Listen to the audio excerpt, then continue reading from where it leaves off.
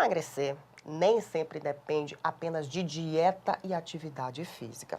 Alguns medicamentos controlados podem atrapalhar esse processo, mas olha, tem jeito. E quem vai explicar que jeito é esse é a nutricionista Ticiana Ramos, que está aqui comigo. Seja muito bem-vinda. Obrigada, Lu. É um prazer estar aqui com você novamente. Já explica pra gente, os medicamentos de fato têm esse poder, alguns, claro, de atrapalhar no processo de emagrecimento, Ticiana? Sim. Alguns eles retardam, na verdade, o metabolismo, né? Eles mexem ali com a questão da saciedade, dá um pouquinho mais de fome. Tem a questão também da retenção líquida, dependendo do metabolismo do paciente, da faixa etária, de que comorbidade esse paciente tem, realmente tem essa interação, né? E aí é onde nós, nutricionistas, entramos para ajudar e abordar essa situação com o paciente. Como é que funciona? Por exemplo, eu sou sua paciente, eu cheguei lá, chego para você, Ticiana, eu faço de tudo, minha alimentação é maravilhosa, eu faço atividade física, mas eu estacionei. Você vai fazer como? Anamnese? Como é que você faz para chegar nesses medicamentos? Pronto. Nós fazemos, no meu consultório, a minha rotina de atendimento é mapear esse paciente. Desde quando ele começou, de como começou essa comorbidade, de como é que foi a infância, às vezes, muitas vezes, até na questão gestacional. Como é que foi essa gestação? Para a gente entender como é que é esse ambiente familiar. Nós vamos mapeando, na verdade, o metabolismo. Nós vamos trilhando ali uma conduta a mais assertiva para entender por que esse metabolismo está estacionado. Onde é que nós vamos agir? Como é que está esse intestino, que é a base? Né? Como é que está essa questão digestiva? Como é que estão os hormônios? Porque muitas vezes, Lu, o comer certo para você não é o comer certo para o seu organismo, para o seu metabolismo. Então, nós somos individuais e nós precisamos entender como é o seu metabolismo de fato. Então, hoje nós temos um leque na nutrição mais aberto, então nós conseguimos abordar, nós temos instrumentos, nós temos exames, e nós temos formas de avaliar o paciente que nós individualizamos. E aí nós vamos fazer uma alimentação mais direcionada para esse metabolismo, para esse intestino, para esse paciente, não só para essa comorbidade, porque a comorbidade, né, o diabetes, hipertensão, né, ou um problema crônico de intestino, ele tem as vertentes. Nós somos individuais e aí nós precisamos olhar para esse paciente de forma individualizada. Você trouxe um ponto muito importante e eu vejo muita gente falando, nossa, eu quase não como, mas eu engordo. Nossa, eu faço atividade física, mas eu não emagreço. Então, as pessoas, elas acabam culpando algumas rotinas e, na verdade, não segue certinho essas rotinas. E você também tocou na questão do ponto do metabolismo, que muita coisa pode influenciar, não só a medicação, né? Sim, o metabolismo, ele é base. Como somos individuais, não adianta, vou fazer as modinhas. Agora a gente escuta muito dieta carnívora. Dieta nutri, dieta carnívora. Pessoal, não é base. Nós somos individuais. A dieta carnívora pode dar certo para você, mas não dá certo para mim. E ela dá certo até um certo ponto, porque nós temos limitantes, né, nesses perfis. Então, é importantíssimo essa avaliação individualizada, personalizada e, principalmente, mapeada. Nós precisamos mapear esse metabolismo. E isso eu faço no meu consultório, mapeio, eu faço esse mapeamento, esse rastreamento. Então, assim, você precisa olhar para isso com atenção. E, com certeza, não vai emagrecer. Pode, eu estou fazendo uma alimentação restritíssima, mas, às vezes, o meu metabolismo não é para uma alimentação restrita. O meu genótipo não é para isso. E a gente precisa olhar. Hoje nós temos avaliações extremamente especializadas para isso. A nutrição nos dá esse aparato. Quando a gente fala de medicamentos, eu sei que existem uma gama de medicamentos que podem atrapalhar, dificultar a questão do metabolismo. Por exemplo, a gente pode falar do corticoide, né? Que a gente fala, eu engordei por conta do corticoide. Na verdade, eu acho que ele causa também um inchaço no corpo, né? Como é que a gente pode identificar? Porque eu sei assim, sua área é a nutrição. Obviamente, você tem que lidar isso aliada com o médico. Como é que você chega nesse ponto de identificar aquele elemento e como é que é o procedimento feito em cima disso na questão da alimentação, Ticiana?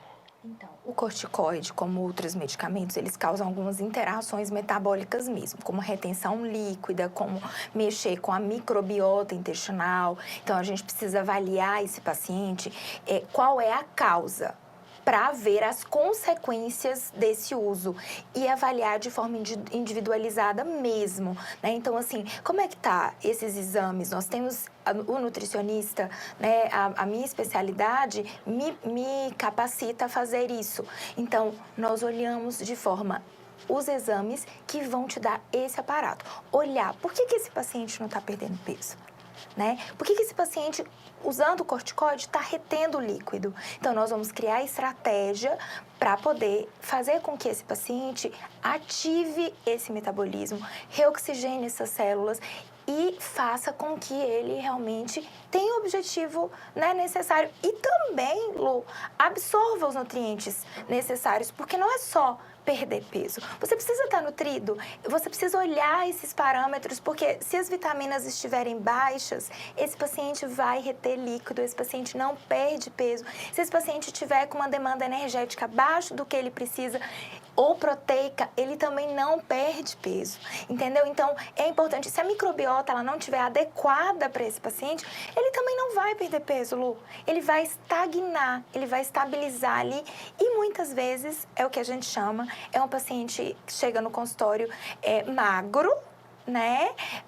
Porém, com uma microbiota toda, né? Toda desequilibrada, com processo digestivo horrível, né? Com refluxo, com dificuldades de ir ao banheiro ou com umas fezes não adequadas, porque a gente olha com o intestino, com o estômago extremamente distendido, com esse intestino, né? Normalmente acorda magro, dorme mais inchado. Né? Então, a gente precisa avaliar. Não é só olhar a comorbidade, você precisa cuidar desse paciente por inteiro e realmente trilhar o que ele precisa de forma assertiva. E aí a gente consegue ter um paciente aí equilibrado, perdendo peso, absorvendo vitaminas e minerais de forma adequada e principalmente saudável. Próximo ponto. Importantíssimo, Tiziana, dietas individualizadas. O que funciona para você não funciona para mim. E você também falou da questão de estratégias. Que estratégia eu vou usar dependendo de cada pessoa. E você também tocou no ponto de microbiota. Agora explica pra gente o que é microbiota. Vamos lá.